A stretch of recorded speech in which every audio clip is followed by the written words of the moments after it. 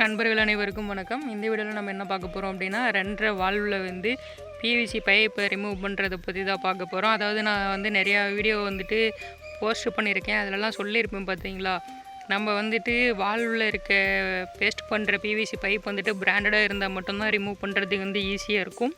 Otherwise வந்து நீங்கள் local pipe use பண்ணீங்க அப்படின்னா வந்து பிவிசி ரிமூவ் பண்ணுறது ரொம்ப கஷ்டம் அப்படின்னு சொல்லியிருந்தேன் பார்த்தீங்களா. நான் வேணால் வந்துட்டு பிராண்டட் பிவிசி ரிமூவ் பண்ணுறது வந்துட்டு கீழே வந்து லிங்க்கு பின் பண்ணுறேன், அதில் வாட்ச் பண்ணுங்கள். இந்த வீடியோவில் பார்த்தீங்க அப்படின்னா வந்துட்டு பாருங்கள், நான் வந்து எந்தளவுக்கு ட்ரை பண்ணிருக்கேன். ஆனால் வந்து என்னால் ரிமூவே பண்ண முடில.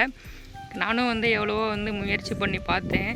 அதில் இருக்க பிவிசி வந்து ரிமூவ் பண்ணவே முடியல. என்ன ரீசன் அப்படின்னா வந்துட்டு இது வந்து லோக்கல் பைப் யூஸ் பண்ணியிருக்காங்க.